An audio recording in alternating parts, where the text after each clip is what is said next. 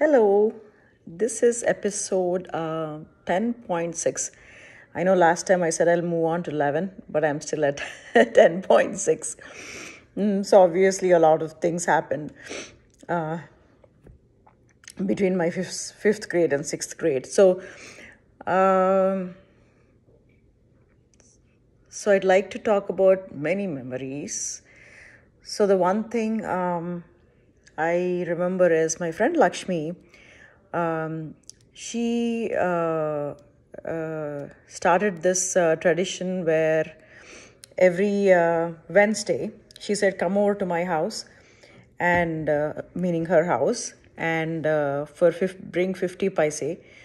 And every evening, Wednesday evening, around 5 p.m., after I came back from school and, changed and everything, I would go to her place, and then we together would go to this food cart which sold watermelon, and we'd get a plate of watermelon. We'd get a plate each of watermelon. So he would cut the watermelon into pieces and put, you know, salt and pepper, and and give it to us. So, and chaat masala, and give it to us. We loved it.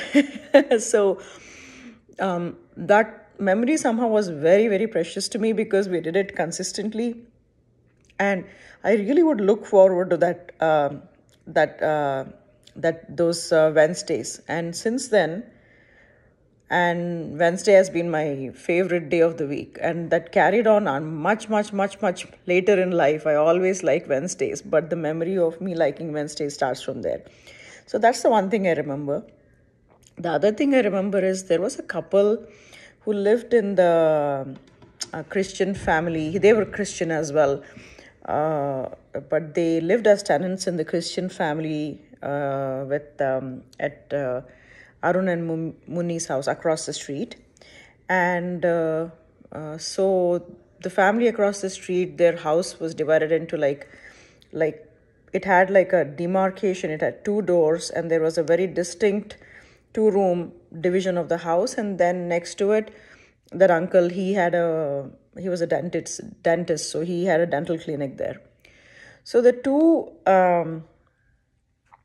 houses, the two rooms, that section, there was a young couple, and their name was Prabhakar, and I think her name was Sujata. I think so. Prabhakar and Sujata, and they lived there, and she was pregnant at the time, so she was going to have a baby, and Sujata's mother also lived with them, and the mother was very young. She might have been about 48ish, and Sujata was she was 18. That's it. And actually, Sujata was married to her uncle, which is as weird as it sounds. It's weird. Her husband was actually her mom's brother, and this is pretty common.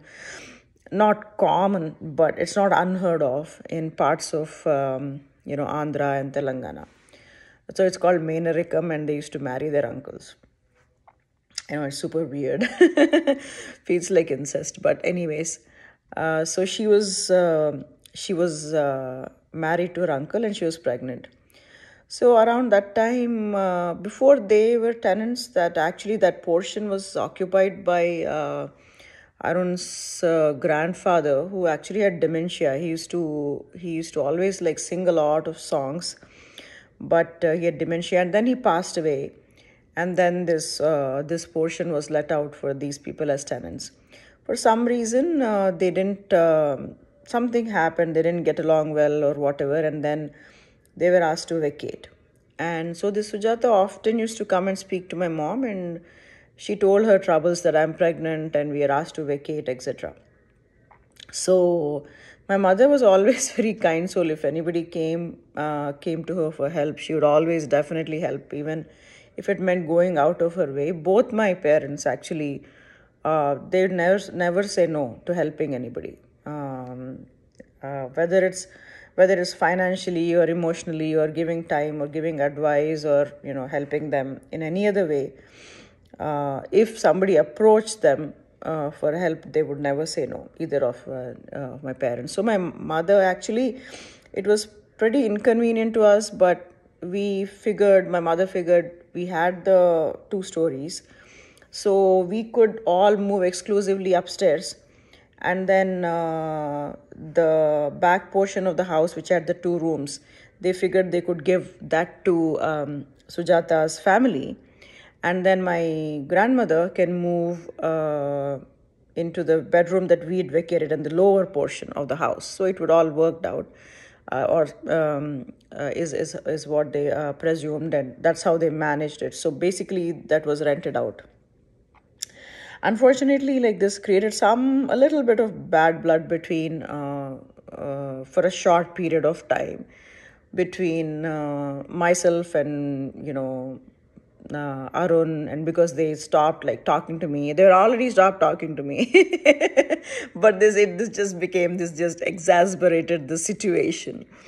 So anyways, so they moved there, and they stayed there for about a couple of years. Couple of interesting things I learned is that they were Christian, but they were actually originally Hindus who were converted to Christianity because they were from the backward caste. So they were not allowed to draw water from the normal wells, and they were not allowed to go to temples and all that. So meanwhile, the Christian missionaries, they offered them a lot of help and a lot of support. So they got converted. They were converted Christians.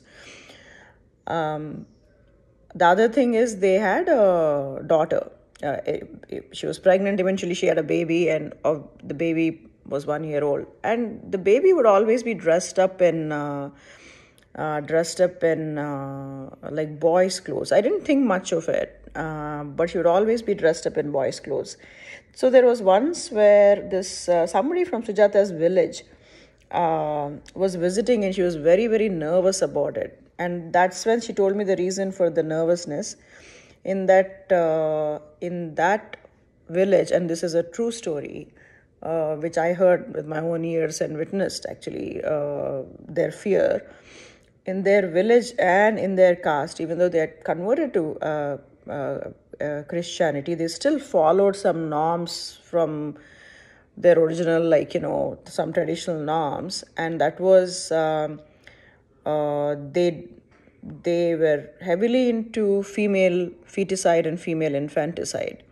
Now, female feticide, even though I was so young, I had kind of started being aware of, because I saw all around me how people would be disappointed when a girl was born, and it was all around me actually, and then it was sometimes subtle, sometimes not so subtle, and also the Indian government around that time, they started prohibiting gender determination during ultrasounds, and that was precisely for this reason, because once parents found out, and this happened in all economic classes, unfortunately.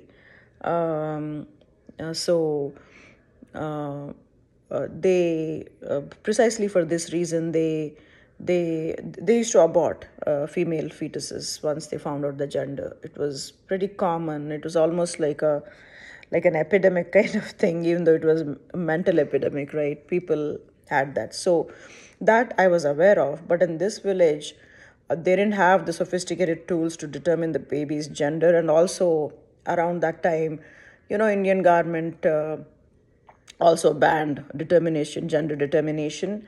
And it was a village, so they really couldn't determine the gender. They didn't know the gender until the baby was born. But after the baby was born, if it was a female, they would kill it. The village elders or the heads of the family would take the baby and either drown it in the river, or typically it was by drowning. They used to drown the baby in the river, and they used to do that in their community. So these people didn't live there, they lived in the city. So when they had a baby, they actually told everybody that it was a boy, but actually it was a girl. But they were always fearful that these people from the village would any day make a surprise visit, because like I said, in the back then, they didn't have phones, they didn't have any means of communication. People just showed up. So to prevent that, they would always dress the um, girl in boys' clothes, and they even gave her a middle name, which was a boy's name. And so they were always prepared, and it was so sad for me and shocking actually that people could actually, and even they felt, even though the kid was 1 year old, they didn't feel safe. So she told me that I asked her auntie, like she was very young, but I used to still call her auntie. So I asked her, auntie, when do you guys plan to tell that it's not a girl, because you can't like raise her as a boy forever.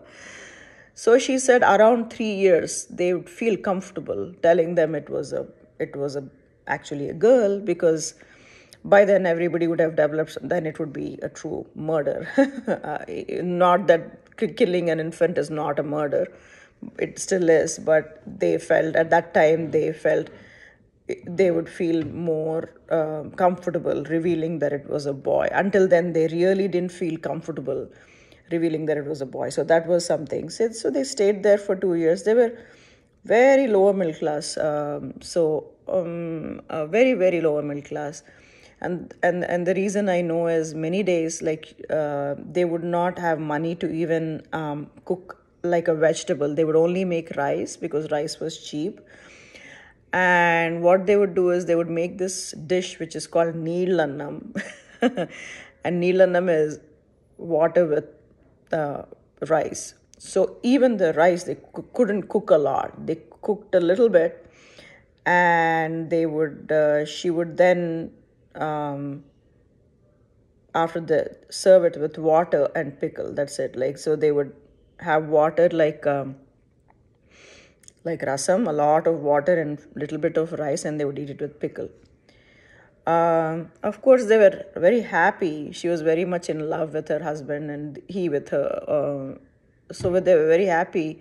I didn't realize how pathetic or how terrible that was. And actually, they used to enjoy. They used to treat it like a delicacy. Sometimes I would go to there. They would often, even though they had so little, I would often have dinner with them, and they would. I would take. My mother would give them a few curries, and they would a small quantity when she made, and that way my mother always, if she makes anything tasty, or yeah, she always sends it to the neighbors, to others. So she would send it to these people, but these people really valued it. They really needed it. Like, it's not like they didn't even have the capacity to make vegetables. So they really appreciated whenever my mom sent them food, and they would have that, and they would share with me. They would often call me to dinner, I think, for that reason. But there are times when I had that neelannam water with rice with them, and I used to think, oh, this is so cool. But now I realize that they actually couldn't afford anything else. I remember that, and around this time, Indira Gandhi was the prime minister of the country. And it's so ironic, right? In a country where, the female head of the country was female, and the prime minister was female, and still on one hand you had that extreme, not extreme in a nice way, that showed that females were respected, revered. And then on the other hand, you saw how everywhere in your surroundings, like, people were like disappointed when they had girl children. They wanted to try again and again, and you could see that even in educated families, they used to be disappointed when they had girl children, girl babies. And then you also saw in my own backyard, literally in my own backyard, with this couple who used to be tenants, communities where they actually killed babies because they were female. It was terrible. And so around this time, Indira Gandhi and the whole the Cold War between between all the communist or the Russia-led countries, and on the other side you had the U.S. The Cold War was at like its peak, literally peak. This was during the time Reagan was president, and how he helped a lot in kind of alleviating that Cold War too, but basically it was at its peak. So the non-aligned movement, basically countries which did not, which wanted to be non-aligned with both the wings of this Cold War, both Russia as well as the superpowers, which were USSR and USA. It wasn't called Russia back then. It used to be called Russia way back and then became USSR. So during my childhood, it was called USSR. And funny, like in Russian, in Cyrillic alphabet, it used to look like CCCP. So in all these Olympic games and Asiad games, we knew the flag, Russia flag was CCCP. Of course, in their language, CCC would have been something else, but basically it looked like the Cyrillic USSR looked like CCCP. I remember that very, very well when their flag used to come. So non-aligned movement was a very big movement, and they used to have meetings, and that was a kind of like a superpower of its own, or not superpower, but it was significant number of countries were part of the non-aligned movement. Palestine, Switzerland, Cuba, these are all non-aligned movement. But surprisingly to me, like many of the non-aligned countries were actually allies of USSR. So I don't know how they were non-aligned, but I guess they were not military allies. I think that the point was that they would not be helping them in a military support should there be an actual war outside of above and beyond the Cold War. I think that was the purpose of the non-aligned movement. Philosophically, many of these countries in the non-aligned movement actually did support USSR. They did receive USSR support, and in policy also they supported USSR more. And Pakistan supported USA back then. And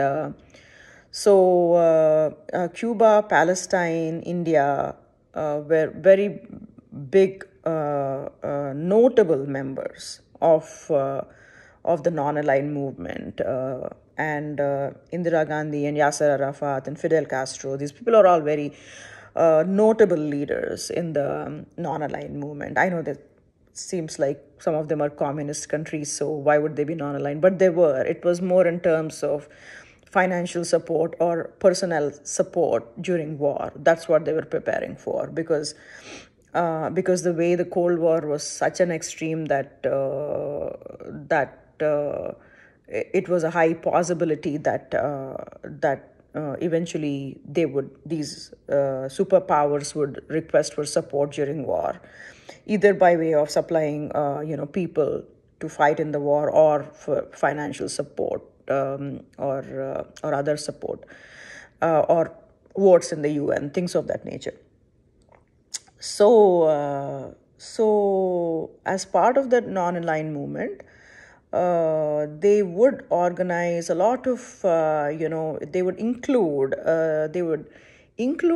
the common man also, like, because it's not like the non-aligned movement meetings back then, they still happen, but back then they were not something that some government heads did and we saw in the news.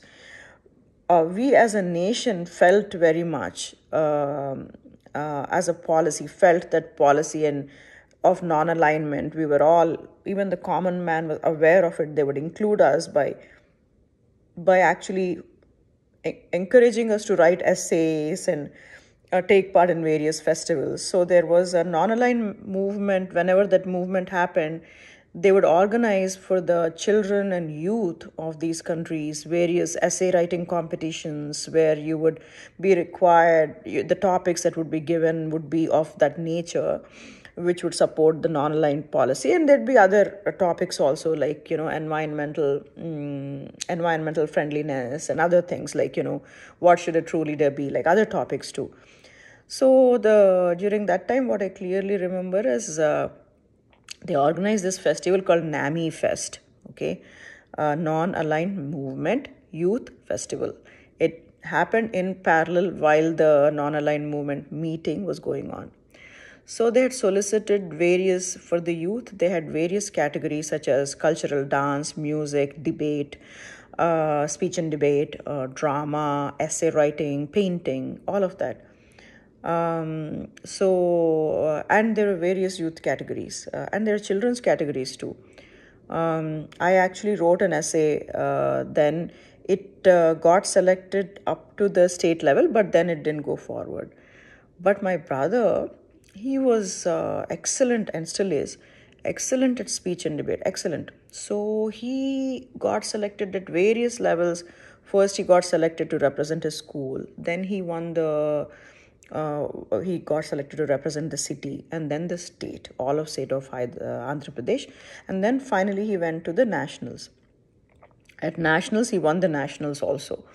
So this was the NAMI Fest, and he came back home with, like, the number one prize. Now, either first or second. I think it was first, actually, amongst the whole nation. We were so proud. It was a big deal. Back then, these competitions and all had a lot of significance. India was not so capitalized at all, actually. It was not communist, but it definitely was more socialist. So most of these events, these recognitions and all were from the government. So it was a big deal to be selected at all these levels and go to that festival. And he went independently. I think my father dropped him and came back. No, I don't think so. I think he actually traveled independently also. He was about 17 at that time. And he really went there all by himself and took part in the festival. He made a lot of friends, both girls and boys who were that age group and who had a similar bent of mind. So when he came back with the gold, it was kind of like a prize, like a cup. Like when he came back with that, my parents were very proud. I was very proud. For the longest time, I used to call my friends home, and it used to sit in the showcase. I used to show them that my brother participated. I wish they had telecast all this. I wish they had videos and all, to record what our achievements. But back then they did not have any of that. So that was something big that happened. And around that time, also something else that happened was there was a huge wave of parallel cinema going on. Okay, so there was the commercial cinema which was doing very well with new glamorous heroes and heroines being introduced, but there was also a movement of parallel cinema, which so right now, the way it is there's good cinema and bad cinema, right? But back then there was a commercial cinema and there was a parallel cinema, and there were fans of the parallel cinema who did not like commercial cinema, and commercial cinema, usually the masses went and they did not understand the parallel cinema at all. So during that time, remember I said, like, few years ago, I think in my episode 6.0 or something, I said they'd opened a theater in our neighborhood, in our locality in Medipatnam. It was called Amba Theater, and it was a big deal. The first movie that showed in it was Mr. Natwarlal. So now they opened another theater on the other side, on the east side of the locality, and that theater was called Milan Theater. So it opened during that time, and the first movie that they broadcasted, telecast, or showed in it was a movie called Hero. It had Jackie Shroff, who still acts in movies. His son is Tiger Shroff, who also acts in movies now, and Meenakshi Sheshadri. It was by Subhash Ghai. It was a super duper hit. So my whole family, my dad wanted to see that very badly. He was like very much into movies. So my dad took our whole family and we went there. So I remember that we went for a second show that basically started at 9:30. And we saw it in the first week as soon as it was released. So that happened during that time. And at the same time, the parallel cinema wave was like going very strong. So there was a path breaking, you could say path breaking movie. It won a lot of awards, government awards. It was a movie called Arth Satya, half truth. That's what is the literal translation.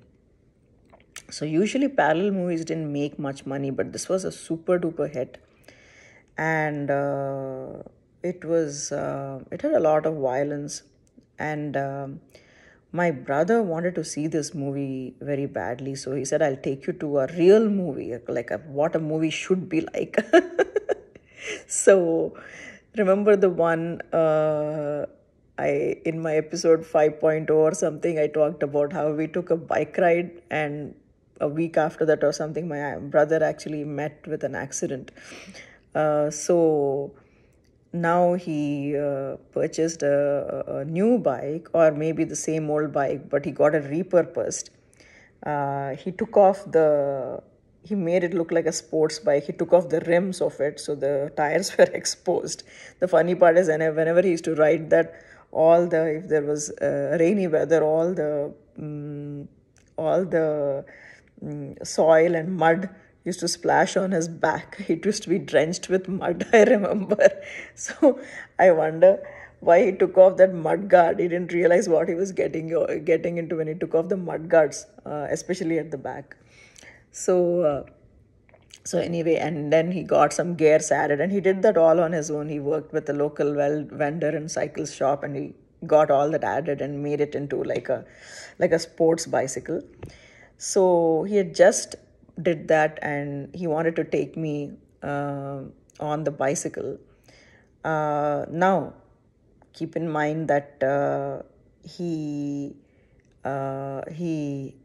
already did have his Luna also during that time. So, but he wanted to somehow take me on this bicycle because he just got this sports bicycle, like, repurposed, or so he was very keen that we go on a bicycle. So we went all the way. I still remember we went to Ramakrishna Theatre in Abbott's 35mm, and that's that's quite a distance from our place. It's about 5 to 6 miles.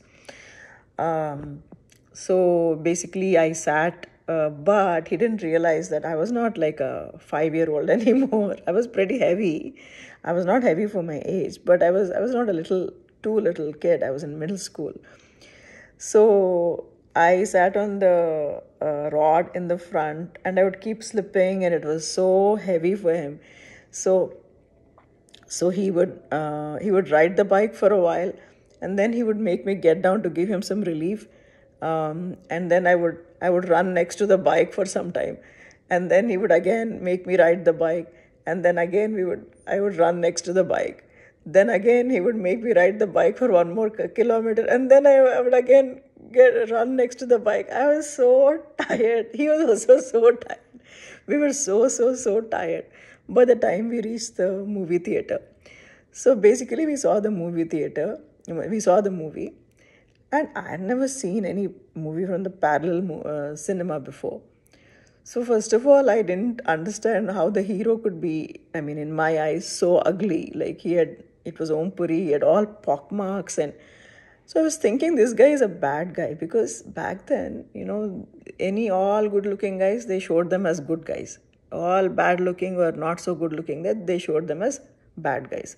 That's so terrible, right? It's such a long message to send to kids that good-looking people are also nice people, and not so good-looking people are bad people. So that's how it was in commercial movies. So it's the first time I saw a hero who was not good-looking. It took me a while to figure out that he was actually the main protagonist. For the longest time, I thought eventually this guy will murder somebody or something. But then later on, I realized, oh, it's a good person, a bad-looking person who's a good person. It was a rarity in Hindi cinema. Bad-looking people were never good people in movies. Bad-looking people were bad people, and good-looking people were good people. So they were bad looking, vamps. They were good looking vamps, but there was never a good looking, bad looking person as a hero, and there was never a bad looking person as a bad looking in the traditional sense as a heroine. So weird.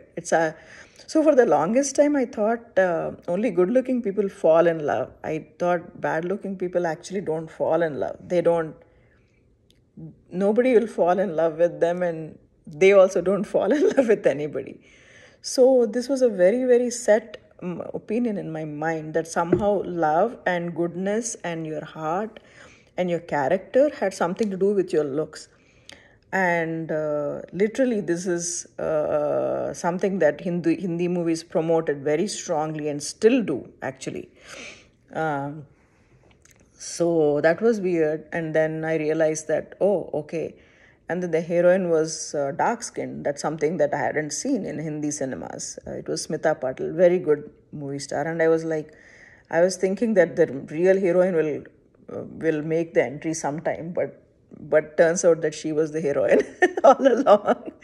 Again, that was so unusual. Back then, they didn't have people like Priyanka Chopra, Kajol, Deepika Padukone. They didn't have any dark skin. Rekha was supposed to be dark skin, but by the time she became a full-fledged heroine, I think she also looked light skinned, or they hid her dark skin. Vanishri was supposed to be very dark skinned, but she says that she took hours to paint her whole body. She would be very conscious. Although Vanishri is one of the best Telugu movie heroines, she had to spend about 5-6 hours to lighten herself. It was so terrible. But anyways, we saw the movie. There was a lot of violence.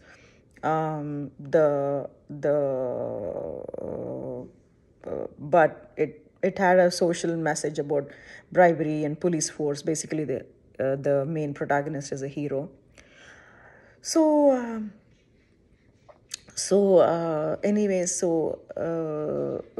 we saw the movie, and then after we came out, he asked me if I liked the movie. And then I told him I didn't understand it at all. Then he said, that's why it's a good movie. I understood it. So I think maybe it was a movie that made somebody feel like an intellectual, and I didn't understand it because it was, the messages were so gray and were so subtle, and it was art cinema, truly art cinema. Well, I'm glad in this day and age they don't have those clear demarcations. It's just good cinema or bad cinema. But anyway, those are all the memories that I had, and I will continue. Next one, I think I'll start 11.0. So this was 10.6. There's no lesson from it, but as a child, I think what I learned is, there's so many stereotypes around us, right? Like, and it is so sad. So as a child, you cannot do anything about it other than observe and feel bad. But as an adult, when you have the power to actually do something about these stereotypes, challenge them and do your part at your home. All these stereotypes that male children are better and than female children. At the time when the country has an example like a prime minister leading it, or communist countries are evil, or capitalist countries are evil. There's nothing like that. It's just a philosophy. If a people are well looked after, how does it matter? I'm simplifying it, but where people feel the need to take sides, or that there's parallel cinema, and that is for the intellectuals, and this commercial cinema is for the masses. It's mindless, it's meaningless, or that parallel cinema is, it's not like that. Again, there's good cinema and there's bad cinema. There's great commercial cinemas which have very good stories, very good messages, and there's horrible parallel cinema which is only violence and nothing else. I'm not saying Arth Satya was one of those movies, but all those demarcations, man-made demarcations, where it's all like stereotypes, or girls are a burden, and things like that, or that light skinned women are beautiful and dark skinned women are not so beautiful. They're This is again a stereotype. It's not like that at all. And again, beauty is in the eyes of the beholder. It's not like, it's just a stereotype. And other stereotype being, good looking people are good people and bad looking people are bad people. All these are stereotypes. As a child, I observed all that. I couldn't do anything. Some things I caught, and some things I did not catch. I also succumbed to those stereotypes because I was still a child. My mind was still completely not formed in terms of what my personality and my values were, but they were forming. Some things I felt horribly wrong, especially the prejudice against the girl children. I felt horribly wrong. But as an adult, when you observe these things, you don't need to be an observer. You can actually do something about it. So you should definitely do something about it. Don't encourage, ascribe, or succumb to it. Okay. That's all I have, and I'll come back with 11.0. Bye.